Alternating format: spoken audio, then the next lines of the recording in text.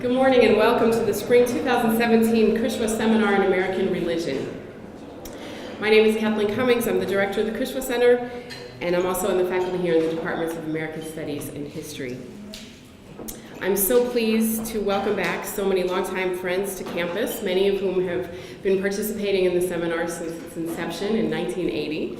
But of course, we're always excited to welcome new participants today, so thank you very much for coming to those of you who are attending for the first time. Each spring and fall, the Seminar in American Religion provides us with an opportunity to discuss a notable book recently published in the field, and we're thrilled today to have one of Notre Dame's very own as our featured author. The topic for discussion, of course, is John McGreevy's new book, American Jesuits in the World: How an Embattled Religious Order Made Modern Catholicism Global. I want to particularly thank the Krishwa Center's Pete Lapsey and the College of Arts and Letters' Elizabeth Kuhn for their excellent work in organizing the seminar once again, particularly with the additional layer of complexity added with the postponement of the Mark Knoll Conference. I'd also like to introduce an international guest who's joining the Krishwa Center this weekend and next. Professor Luca Codignola arrived on campus earlier this week from Milan, Italy.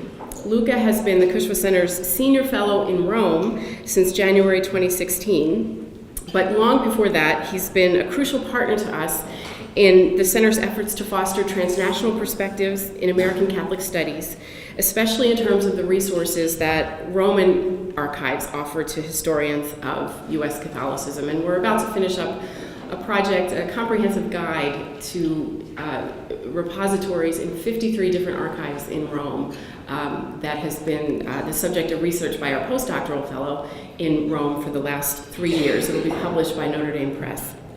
So stay tuned for that. So Luca, it's a pleasure to have you with us. As I said last night, at the Krishwa Center, we actually prefer to go visit Luca, but sometimes it's necessary to bring him here. So thank you for joining us this spring.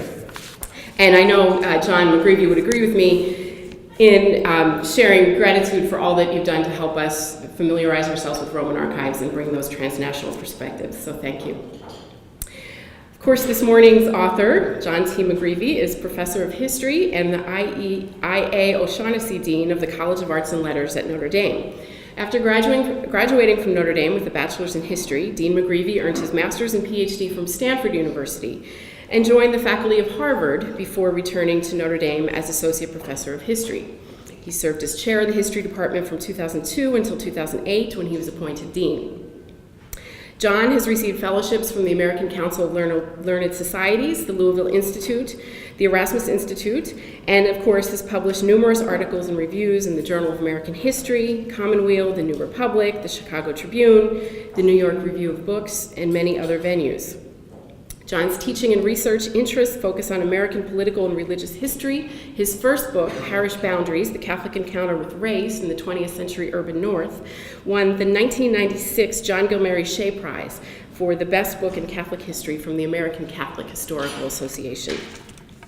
John's 2003 book, Catholicism and American Freedom, A History, narrated the interplay between Catholicism and liberalism in American intellectual life and political culture.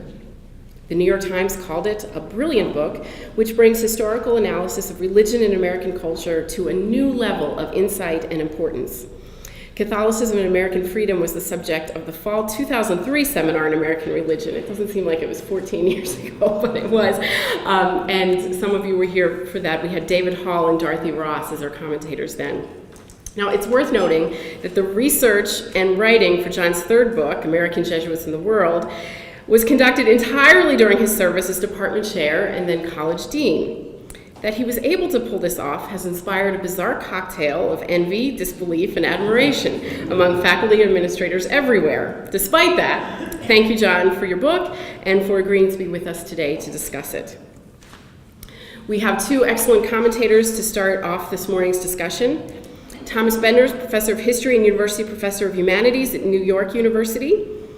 He received his BA from the University of Santa Clara and earned his master's and PhD degrees from the University of California at Davis. Tom's research and writing has focused on American intellectual and cultural history, urban culture, the history of universities, historiography, and transnational and global approaches to the history of North America. He has served on the editorial boards of several academic journals, including the Journal of American History, the American Historical Review, Modern Intellectual History, and the Journal of Transnational American Studies. Tom has authored, co-authored, or edited well over a dozen books. I'll name just a few. Nation Among Nations, America's Place in World History, published 2006. He edited Rethinking American History in a Global Age, published in 2002 by University of California Press. And as I told Tom last night, it was that book that I remember reading it. I was associate director at Cushwa then, and reading it with the director and with our advisory board, and it really helped inspire the first conference we had on international perspectives on on U.S. history, the history of U.S. Catholicism. Tom's studies of intellectual and urban life include The Unfinished City, New York, and the Metropolitan Idea, published by the New Press in 2002, and Intellect and Public Life, Essays on the Social History of Academic Intellectuals in the United States, published by Johns Hopkins University in 1993. His first book, Toward an Urban Vision, received the Frederick Jackson Turner Prize from the Organization of American Historians in 1975. Tom is currently writing a history of the United States for a general audience. He's written for a variety of magazines and newspapers, including the New York Times, The Nation, Los Angeles Times, Chronicle of Higher Education, and many others. His scholarship and interviews have been published in half a dozen languages. Tom has received numerous fellowships and awards, including a fellowship from Princeton University's Davis Center for Historical Studies, as well as a Bogliasco Foundation Fellowship. And he was elected to the American Academy of Arts and Letters in 1994. Tom, thank you for being with us this weekend to share your insights on the book. Laurie Maffly-Kipp is the Archer Alexander Distinguished Professor at the Danforth Center on Religion and Politics at Washington University in St. Louis, where she is also Director of Religious Studies. Laurie's research interests include African American religions, religion on the Pacific borderlands of the Americas, issues of intercultural contact, and Mormonism. Laurie is the author of many articles, book chapters, and reviews, and has written or edited at least 8 books, including Women's Work, From Antebellum America to the Harlem Renaissance, published in 2010, and Setting Down the Sacred Past, African American Race Histories, also published in 2010. Before moving to Washington University in 2013, Laurie taught for 24 years in religious studies and American studies at the University of North Carolina at Chapel Hill. Laurie holds a PhD in American history from Yale and has been the recipient of numerous fellowships and grants, including a grant for a collaborative project on the history of Christian practice from the Lilly Endowment, fellowships at the National Humanities Center, and an NEH fellowship for university professors. Her work in African American religion was honored with the James W.C. Pennington Award from the University of Heidelberg in 2014. Laurie is a past president of the American Society of Church History, and she served as the 2015-16 president of the Mormon History Association. Laurie, thank you so much for being with us today. Before we begin, a brief word on the seminar format for those who have not joined us before. We hear first from our commentators, and then John will have a chance to respond to them. We'll take a short break and reconvene and open the floor for your questions and comments. Again, thank you all for being here, and please join me in welcoming our first commentator, Professor Tom Bender.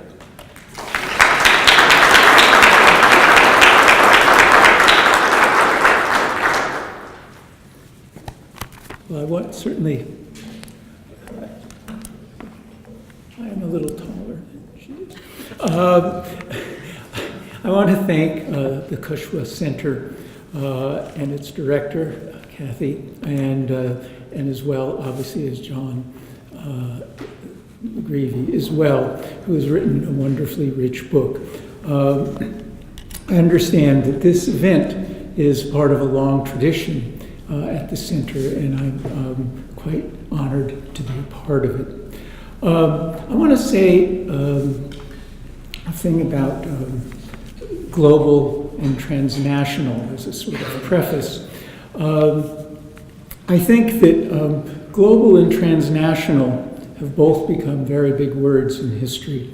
But I think that a global approach to a historical topic is not a global history necessarily. Global is context, and history is a contextual discipline. But the method, I would argue, the method of the global is almost unavoidably a transnational kind of approach. The globe is too big, too unmanageable to say do any archival kind of history. Global is often a deep background, and we make a mistake if we see it as something that we can capture.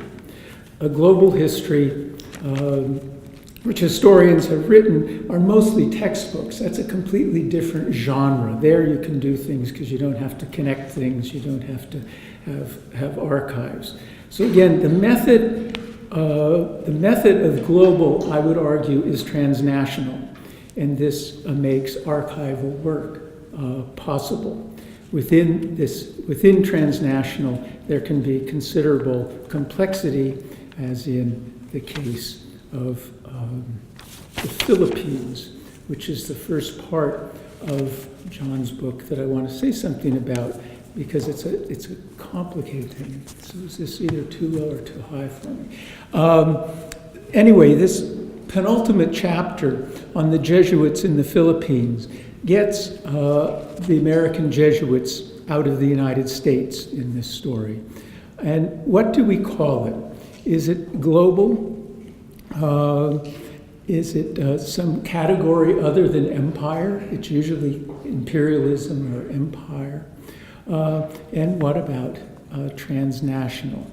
The American war against the Philippine insurgents extended the United States and a contingent of American Jesuits followed, working along, not always easily, with French Jesuits who had long been there.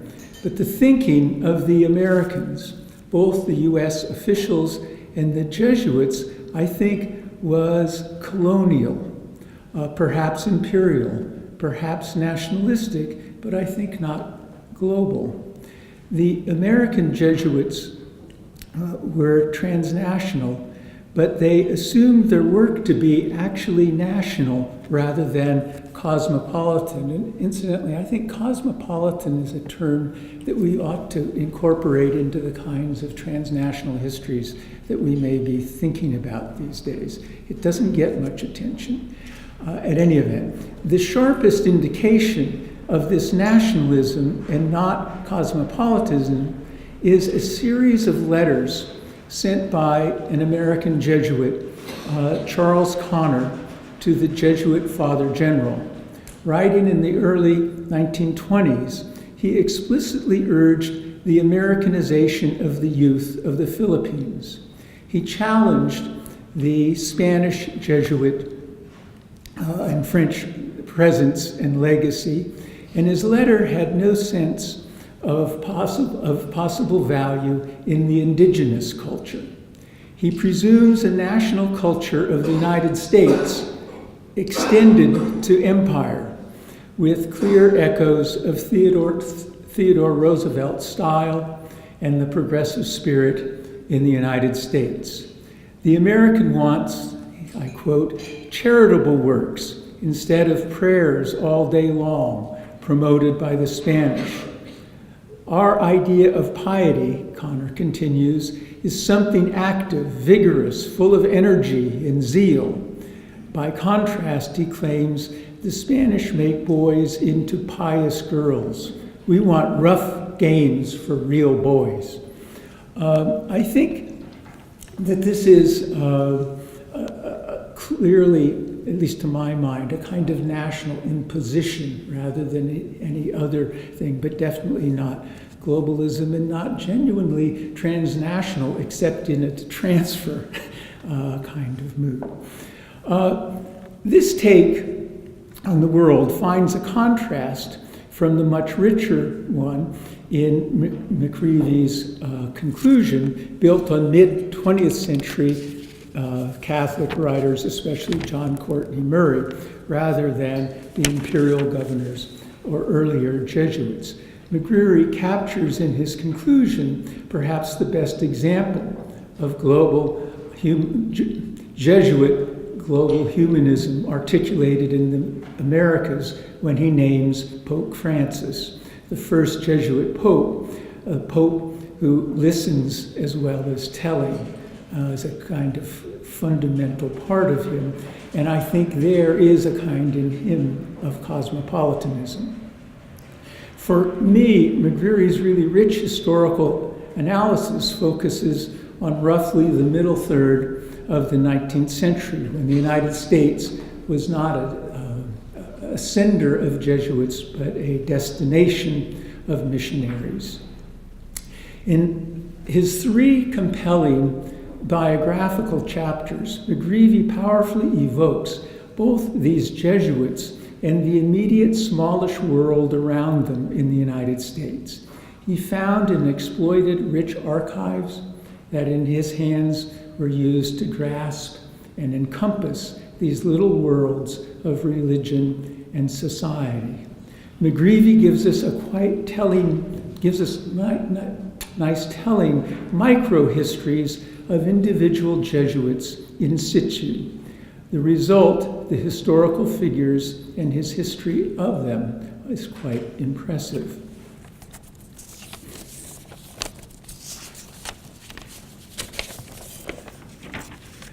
These highly textured chapters are based on substantial archival resources that speak loudly. McGreevy's accounts of individual Jesuits and the little worlds they inhabited, the people they cared for, the public issues they addressed, were rich and compelling. These chapters are marked with acute insights into the circumstances, challenges, and accomplishments of these missionaries, as well as the story of one person, a woman, a lay Catholic, who's passed into sainthood, special case. In fact, these chapters reminded me of a much admired micro-history. And it's possible to do global and micro, both. Written by the French Annales historian Laurie in the 1970s. His book, Embattled, lacked the scale of the temporality or geographical or quantitative methods of the Annales school, of which he had been a leader before this study. The study of this village in the south of France is based on the textual records of an inquisition that investigated the village for evidence of the heresy of Catholicism. The evidence was substantial, and so was the ample description of the activities of the village priest in his heresies and his sexual exploits. And it was a great bestseller in France.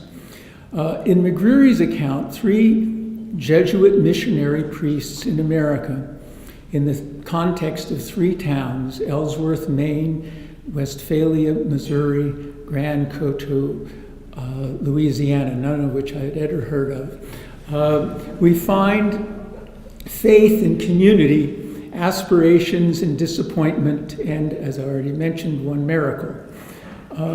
This is transnational history. These were foreign priests learning the ways of American small-town life, as well as sustaining the religious lives of Catholic families. These Jesuits both changed the communities in which they lived and were changed by being there. McGreevy captures their lives and their relations in the communities with insight into the lives of these pastors as well as those they touched and how they changed over time. These American diaries and other documents do not record anything as provocative as the Inquisition documents in Embattled, but as used by McGreevy, they tell compelling stories of pastoral lives and religion in very particular places. Just using a few things from chapter 2, I just want to pull out some of the things I found particularly interesting. One of the 3 biographical chapters. This chapter is focused in Ellsworth, Maine, when John Babst, S.J., who was dispatched there from France, though he was originally from French-speaking Switzerland. The primary source base for Baptist ministry was what must have been an incredibly substantial body of personal papers where Babst recorded in great detail activities and feelings. These are more modest resources compared to the formal and extensive Inquisition register available to Loire-Landerie, and neither is there the scintillating narrative of sexual episodes. But in McGreevy's hands, Babst's papers convey a rich sense of public culture and core values of both Babst and the communities he served and observed. As McGreevy draws on Babst's papers, he creates an ethnography of life as lived in this village or small town, as well as the biography of the priest. Topics range from Babst's engagement with and commentary on Native Americans in the region, as well as the newly arrived Irish Catholics and the local core of Protestants. McGreevy effectively evokes the sense of the time and the place. Some of this textual material of Babst's is quite blunt. One passage that is quoted in the book, he says, the Indians of Maine, he observes that he converted the Indians of Maine and devoted himself to their service for more than 20 years. This is speaking of himself. And he's referring to another person, and a previous priest. And he was at last butchered by the Protestants at the foot of the cross he himself had erected. And that kind of material that John pulled out of these papers, there's a lot of that kind of very powerful material. Early on, Babst began compiling ethnographic details of Penobscot life, from their table manners to religious beliefs, in the manner of curated letters from Jesuit missionaries around the world. He also invested time in learning more about Euro-American Catholic immigrants and recorded birth and marriage records covering not only the Irish and the French, but also the Penobscot Indian surnames. His engagement with the Irish went beyond the numerical and vital statistics. He ministered to these desperate migrants. Maine was a large place, and to keep up with his mission, he regularly visited 33 missions. And McGreevy points out the pace was punishing, but he took it in stride, and McGreevy further comments, despite these distances, traveled on horseback in rugged country, parishioners complained of being forgotten if Babst failed to meet them in a given month. So it's a very hard job. In these 3 chapters, we learn about the places, the lives lived in those places, and the meaning of religion in them, as well as those of the missionaries themselves. The book, I think, together, as I've sort of presented this as 2 different kinds of things, I think are quite important. That is a blending of, I guess we'll call it macro history, such as the transnational, and the micro history. And I think that is something well worth doing more often than it's done. Thank you.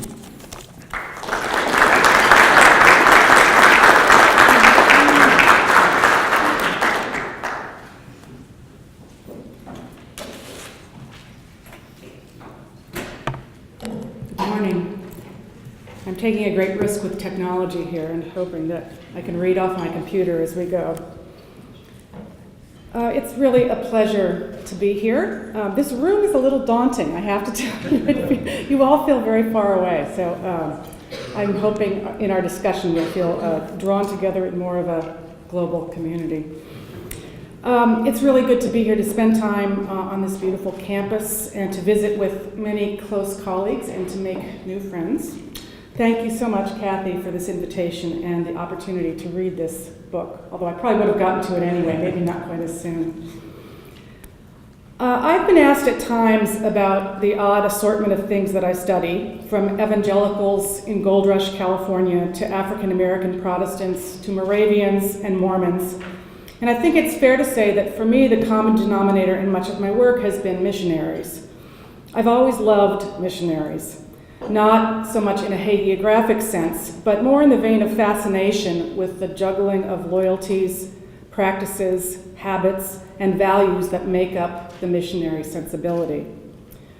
Studying Christian missions raises a host of intriguing questions for cultural historians. What do missionaries think they are exchanging or communicating in their work? How does one encapsulate a religious system into lessons or teachings? What does it mean to pare down a way of life for the purposes of easy transportation and translation? And what happens when missionaries are faced, as is most often the case, with unintended consequences, with ruptures, and with comic or tragic misapprehensions? And this doesn't even get us to the questions of how missionary gifts are received, incorporated, rejected, or transformed by recipients. Given those abiding interests, I have to admit a dismaying lack of knowledge about Jesuits, some of the most passionate of the missionary clan. And apparently that's why I was invited to comment on this book. In all seriousness, this is a terrific book, so let me just start with the unalloyed praise. American Jesuits is elegantly written, artfully organized, and prodigiously researched for all the reasons that Tom has already mentioned. The wealth of memorable scenes and turns of phrase will stay with me for a long time, and unlike Tom, I was actually quite familiar with a number of these places. I never thought I would read a richly detailed study of life in Ellsworth, Maine, but I know the town well, and so it really brought this to life for me. It also calls to mind some of my favorite studies to which it might be compared: John Demos's The Heathen School, or John Sensbach's Rebecca's World, both of which are two of my favorite books to teach, so this will fall into the lineup now, John, as well. It presents, on the one hand, a series of carefully wrought vignettes, scenes that move us both chronologically and spatially through the 19th century and around the continent, and finally across the Pacific Ocean. American Jesuit sets for itself a difficult and ambitious task: to merge a comprehensive historical narrative with the relating of vivid details and characters, one that links changing patterns of individual piety to broader political and cultural trends. John insists that the story of Catholic piety is not separable from themes of nationalism and empire, and this book sets out to explain how studies of local events yield fruits on a national and even an international scale. As he puts it, studying a corporate body such as the Jesuits allows one to, quote, do history in multiple registers, moving from local religious experience to the modern nation state to the world's most multicultural and multilingual institution. Although I know that some Mormons and Wycliffe Bible translators would take issue with you about that last claim. Missions were among the first and have been some of the most enduring of globalized institutions. Now, for the most part, this blending of the global and the local works well, and I would call particular attention here to the importance of geography in this book. As my esteemed fellow commentator has noted elsewhere in one of the books that Kathy mentioned, and something that I've also been thinking about, history plays out over space as well as over time. John's book makes it clear how important a focus on space can be, and how it can shape our understanding of the flow of ideas, material goods, bodies, and communication networks. Paradoxically, the explicit focus on particular spaces also highlights the creation of a unified or a unifying global community. John has a lovely way of sprinkling his chapters with commentary on characters that we've encountered in previous chapters, thus making explicit how events in a place like Ellsworth, Maine, relate to simultaneous occurrences in St. Louis or Lyon, France. Now, I could linger for a long time among the Sisters of the Sacred Heart, although it might be fatal to do so. And I do plan to visit the campus grotto of Our Lady of Lourdes, which the website at Notre Dame tells me is 1/7 the size of the original. Notre Dame's founder vowed to reproduce it here on campus, and it apparently contains a small piece of stone from the original, so there's a tie-in to your own campus here. But I want to turn now to some of the bigger historical claims made in American Jesuits, that arise from my own studies of global religious systems, because this is where the book triggered some larger questions about globalism, modernity, and comparative religious frames. These are all also prompted by the book's subtitle, How an Embattled Religious Order Made Modern Catholicism Global. So let me start, I have sort of three big points to make here. The first is about the Jesuits as an embattled religious order. I think John nicely outlines the relationship of Jesuits to their European origins and to American Protestants. But I wonder if we might want to think more about what its relationship is to Catholicism as a whole, as suggested in the subtitle. Is there some slippage here, indicated by some of the blurbs on the back cover, which talked about this book about the Jesuits as a history of modern Catholicism? Are they a stand-in for American Catholics? Now, I don't think for a minute that's what John intended. He's quite careful, and he does such a nice job of laying out connections between some of these Jesuits and other kinds of Catholics around them.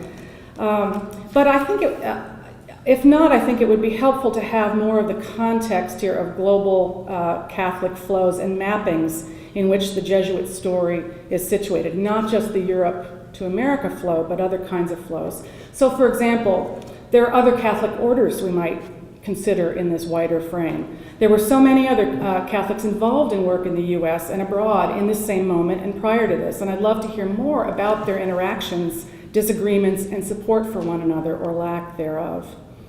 Another way of filling out the Catholic frame is to think more about the Jesuit background. I realize there is a break, there is a suppression and then a sort of reinstatement. But I think it's important to bring in that sort of prehistory, if you will, precisely so that we disrupt what might otherwise be a nation-based story of inexorable expansion westward from Europe to the US and then perhaps on to the Philippines. So having a larger Catholic map of the world in mind, I think, would allow us to plot Jesuit history by attending to their prior geographical presence in the US, at least to have it in our frame. From 1687 to 1704, the Jesuits established 23 missions in the Sonoran Desert in the provincias internas of New Spain. From 1683 to 1767, they established the first 20 missions in Baja California.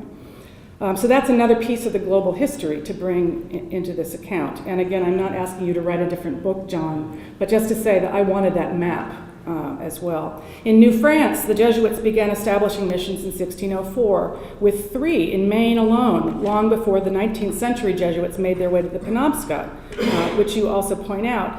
Now, this isn't to suggest we give equal time to all of that, because clearly that would get us away from the focus on the 19th century. And the dynamic sort of relationship between the Jesuit work there and American nation building after the Restoration of 1814. But there is a backstory to this that left its own imprints in communities and lives. And this is suggested, I think, most in the main chapter with Baps. This is not a blank slate in which an era of Catholic institutions was newly constructed. That history was, in fact, preserved by the Jesuits and must have marked their experiences as much, maybe, you can tell me, as expulsion did. In other words, they weren't only in dialogue with American Protestants or European Catholics about the meanings of civilization, liberty, or freedom. They were also in dialogue with the Jesuit past on the continent. And one of the ways to bind a community is through commemoration of a shared past. So I wonder if and when that backstory became salient here. I think this can also help explain a context for some of the locations that John chose. It's no accident that the early chapters of this book are set in places where the Jesuit presence stretched back several centuries in New France. And so there's sort of implicitly there's a backstory there. A final way of reframing Catholicism might be to map global Catholics outside of Europe. There were even knowledge flows from China to Europe via the Jesuit Chinese mission that began in the late 16th century. The Jesuits translated the works of Confucius for Western audiences. They brought Chinese medicine and science along as well. And I wonder if those cultural flows, which were coming into Europe, ended up accompanying the European exiles into the US. How and did the knowledge of this previous history have any effects on this story? I think this also might, sort of jumping for a minute to the end of the book, might help us resituate the 20th century multicultural turn that John suggests in the conclusion as a return to the norm of global exchange rather than something strikingly new. Can we see the 19th century then as the aberration, a turning inward of the Jesuits as they regrouped in hospitable surroundings until the surge of nationalism had run its course? Well, it hasn't quite run its course yet, but you get it was sort of information at the time. Now, I'm just speculating about this, I don't know, but drawing the frame out a bit more may allow us to think about recent events less as a triumph of modernity and more as a revival of earlier patterns of global interaction. So there's the reframing of Catholicism. A second thing I want to say about, drawn from the subtitle, I guess, is about modernism. I have to admit, I think this was for me the point on which I need more convincing, John. I'm not yet convinced about the trajectory spelled out in the conclusion, and perhaps none of us should be should have to be accountable to our conclusions. I can tell you what some of my editors have suggested about how I might conclude books about the 19th century by bringing it up to the present in 10 pages. So this is more just sort of the ways in which this got me thinking about some of these questions. I wondered, first of all, whether John Courtney Murray, as the centerpiece of modernization, or one of the figures you cite, is stacking the deck in some ways. I wanted to hear more about some other Jesuits at the time. I just didn't have enough context to know whether his views were actually representative of other Jesuits or how we might think about him in this regard. I also wondered if there's a generational factor here too, not that Jesuits generate, I guess, in that way, but that there's an American-born order of Jesuits in the 20th century that didn't exist, at least in the same numbers, in the 19th century. In the 19th century, we're talking mostly about immigrants. And if exile is one of the major themes that shapes the world of 19th century Jesuits, how might we understand the experience of 20th century members to be shaped by other sorts of factors? I don't know. Are they more American? Can we think about this in generations as, for example, the Jewish experience in America has been thought about as first generation, second generation, whatever.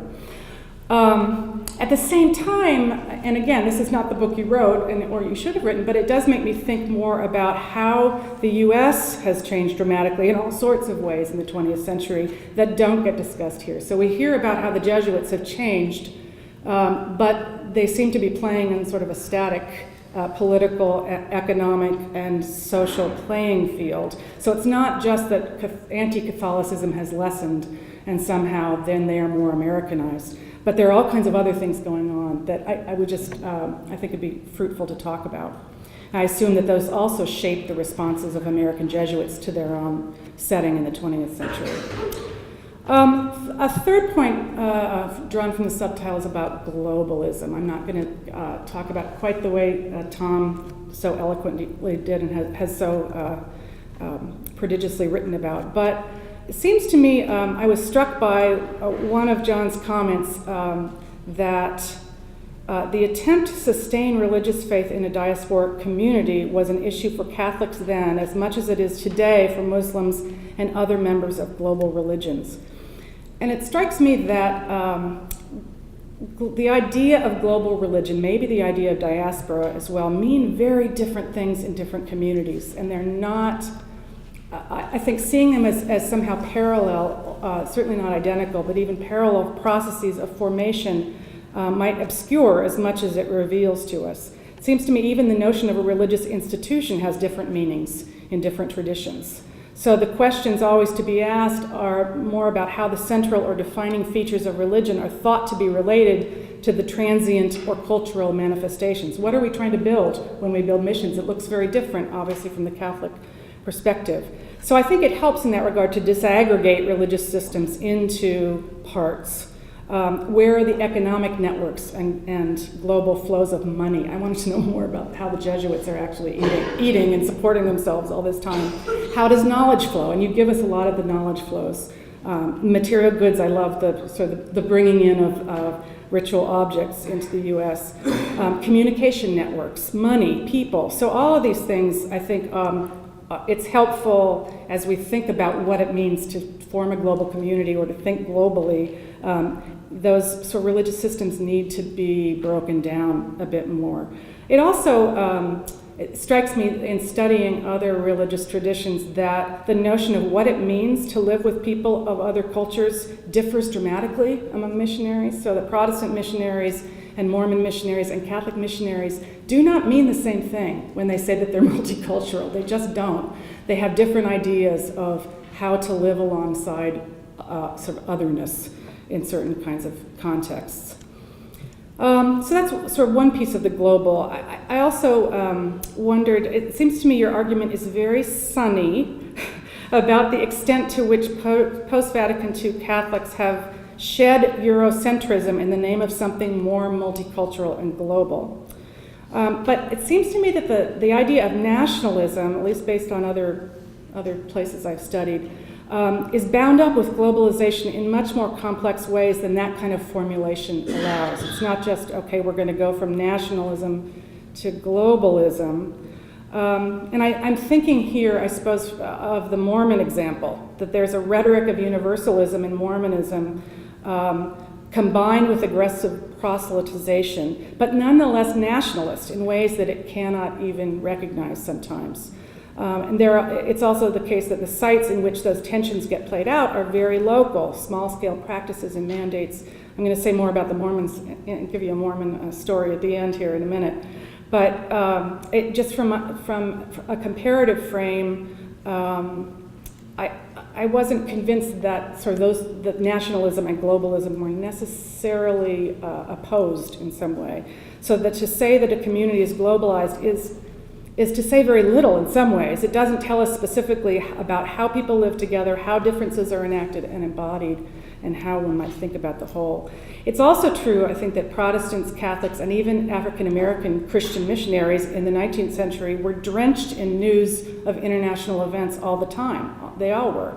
They weren't the only ones living in global imaginaries of religious comrades, the Jesuits. So something more about the comparative frame I think would be interesting to discuss.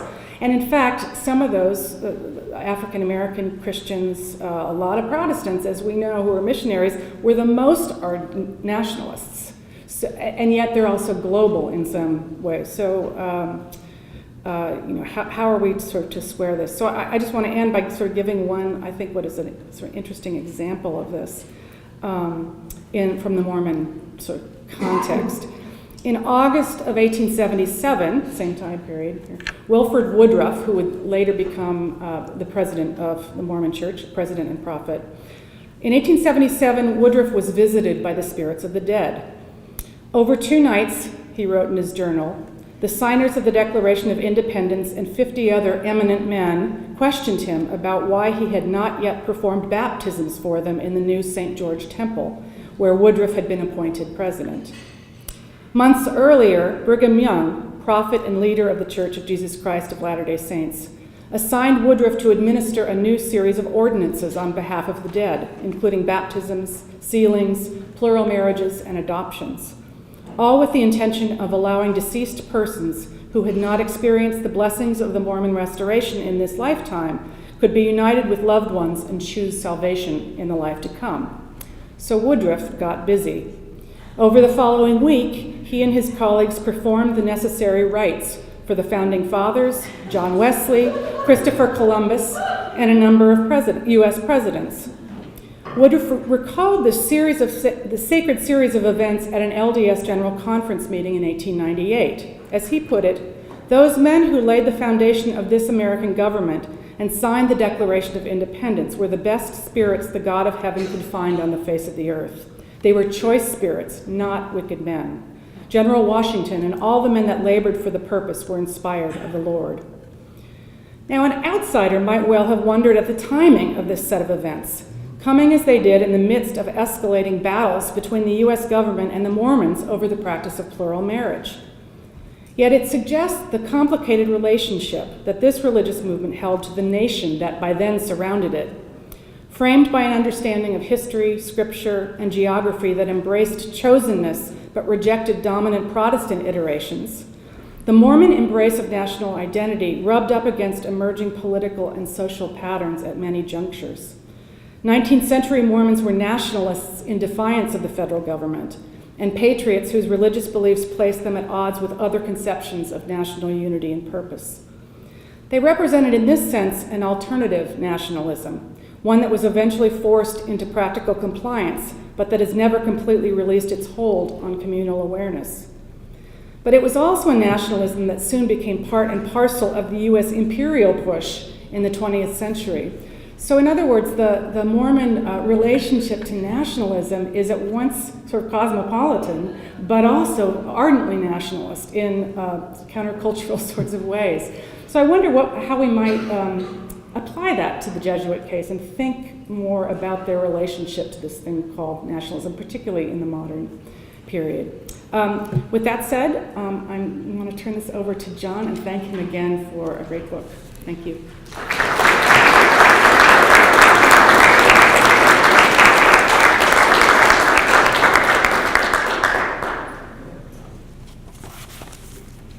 Thanks to the Cushman Center, who, I should say, even though I'm dean, honestly chose this book. It is surprising that the next fall will be another one of my books, and we'll go on from there.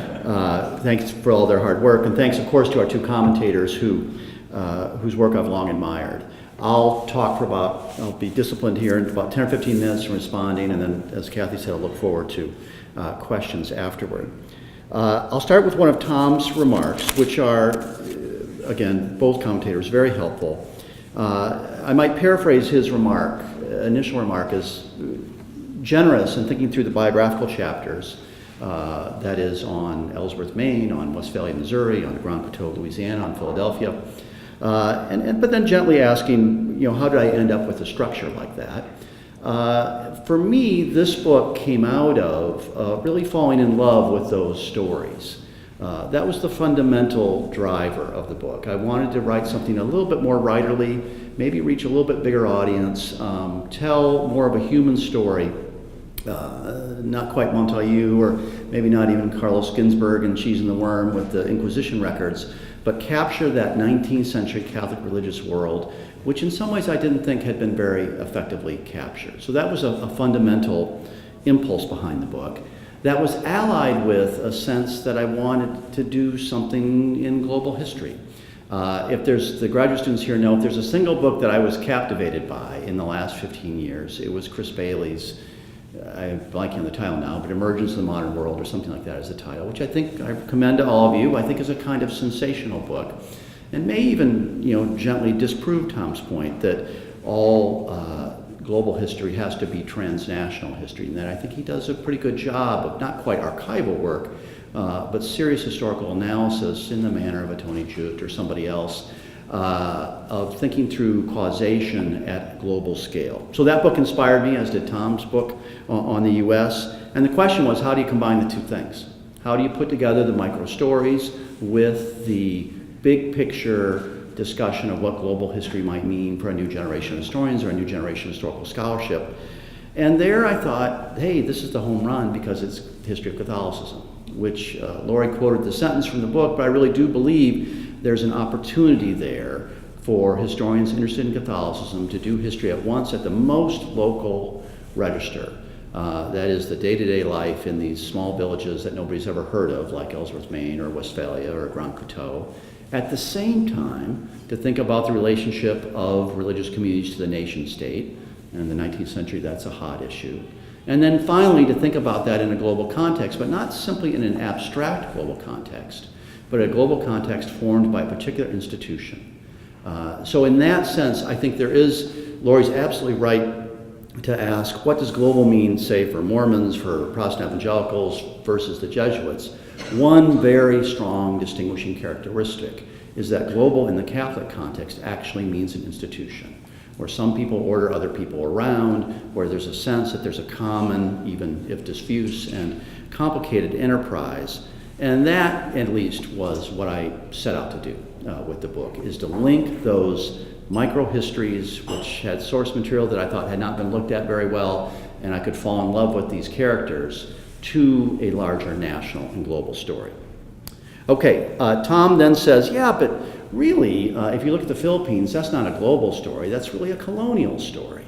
And maybe just a transnational story. These Americans go out to the Philippines, and he quoted a few of the letters very nicely, and they're just disgusted with the Spanish Jesuits that they find in Manila, who they think are not doing things the American way. And that's exactly right. That in some ways they're bringing a national conception of what religion means and what good practice is in a Catholic context, and they're trying to transport it to the Philippines. There's two ways in which, though I might gently dissent from Tom, in which I think that's genuinely part of global history. It's not simply a transnational colonial story. One is change over time. The mid-19th century Jesuits didn't have that sensibility. Okay, they were distinctly anti-nationalist in their orientation, and what I'm hoping to chart in this book is a shift from the mid-19th century to the early 20th century, and the absorption of a national ethos, not by Jesuits in the United States, though they're the ones I write about, but Jesuits in France and Germany and elsewhere, a deep absorption of a nationalist impulse that they once rejected in the mid-19th century. And so these American Jesuits going to the Philippines are absolutely carrying with them a colonial mentality. It's part of an imperial project, really, as well as a deeply nationalist American sense of what needs to be done. That's a change. So that's one dimension, which I think is more than colonial history.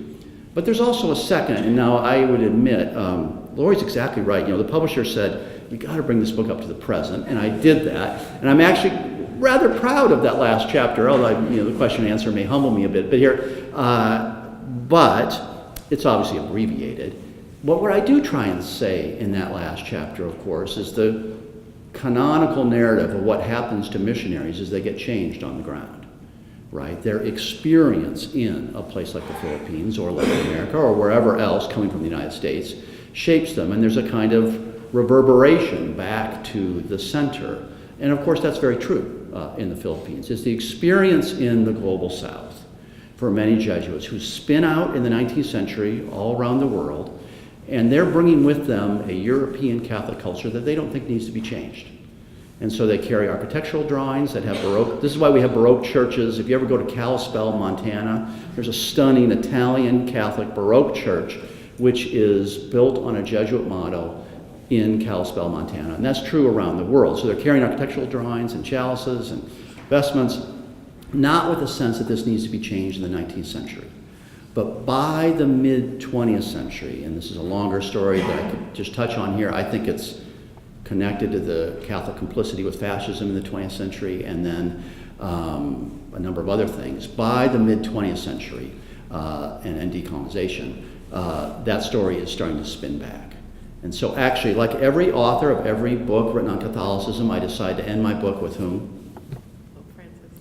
Pope Francis, okay, so there's a certain shameless quality of that. But I actually think Pope Francis fits in my story. It's not simply shameless, and Pope Francis is a part of that story. That is, he is a grandson of Italian immigrants who went to Argentina, who carried with them a European Catholic culture, and by his adult life, that vision of Catholicism is being rejected. Okay, there has to be some more interplay between indigenous people and indigenous practices and the Catholicism that's brought out in the 19th century.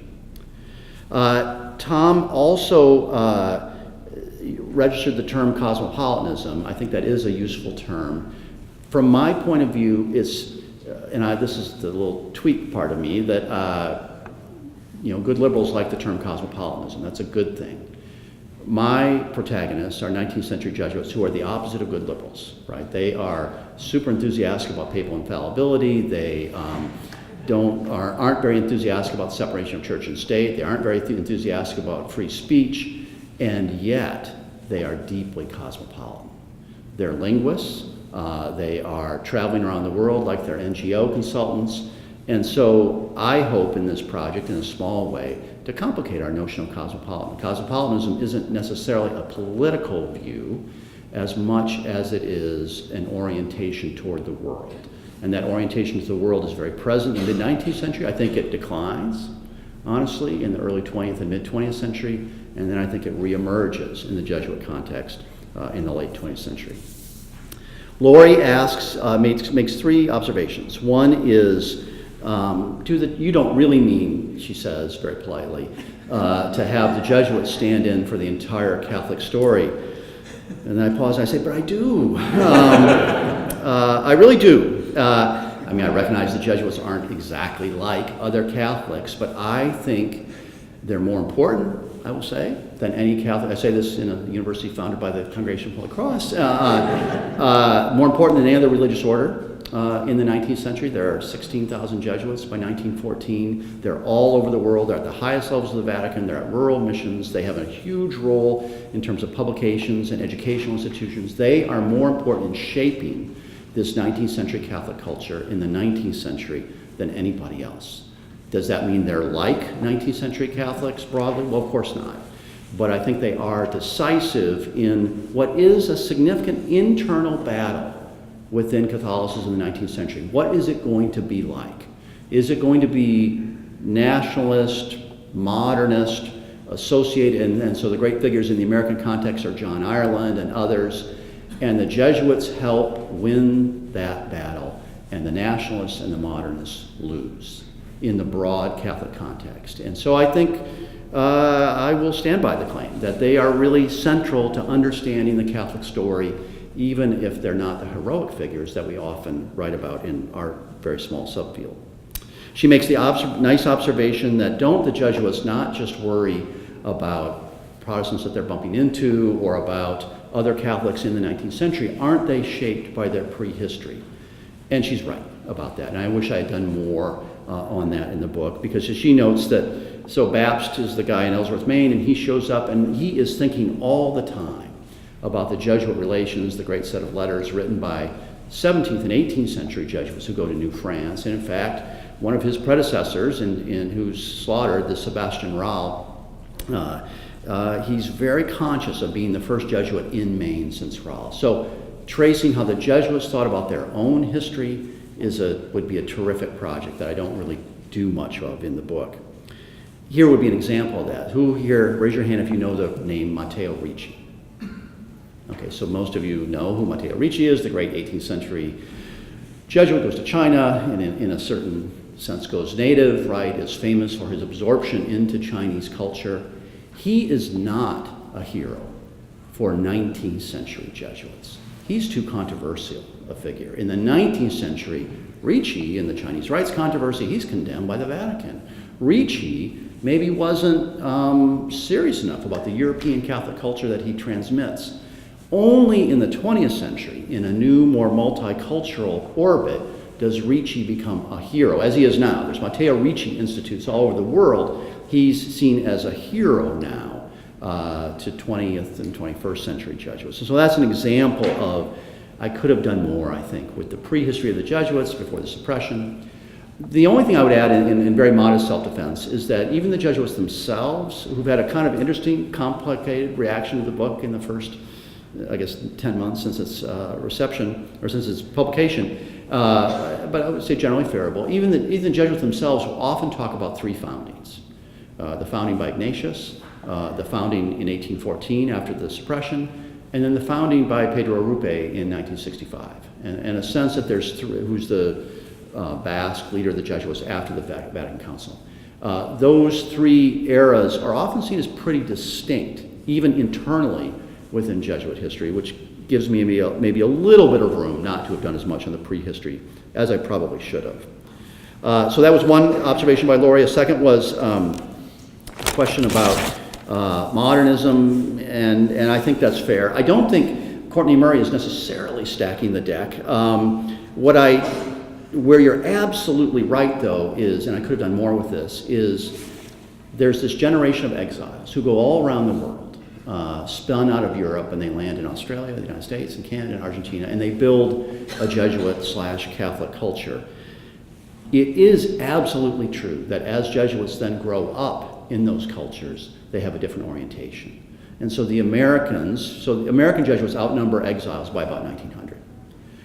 And they do have a different vision of what the United States is like. They're more empathetic with it, more sympathetic to it than the foreign-born, and I could have certainly tried to develop that a little more. Where I think Murray is, if not exemplary, at least typical, is there's a generation of really smart Jesuits by the mid-20th century who think we've been too countercultural, and we need to take more responsibility for the societies in which we live. And there, I think there are parallels to Murray in Europe and in South America. Finally, on globalism, and I sort of made this point, if I had a regret about the book now, I wish I had done a little bit more precision on the relationship of nationalism to globalism. And I have a kind of, those of you who know me as a teacher, I'm actually rather simple-minded. It's sort of, A to B to C, and it's sort of simple-minded in the book. It's globalism in the mid-19th century, surge of nationalism in the early 20th century, a more global orientation after World War II. I think that's more or less right, but I think it obfuscates a pretty complicated relationship between globalism and nationalism. It is, after all, nationalism that brings American Jesuits to the Philippines, and in that way, actually, as they come back to the United States after what are extraordinary experiences in the Philippines, they are more global. And so figuring out that relationship between nationalism and globalism with imperialism in the mix, in a different book, I think I could have done more of that. This book I wanted to be read, and I think it wasn't really a theoretical essay on that, but Laurie is exactly right to say I think that's a weakness of the book. Okay, I'll stop there. Thank you.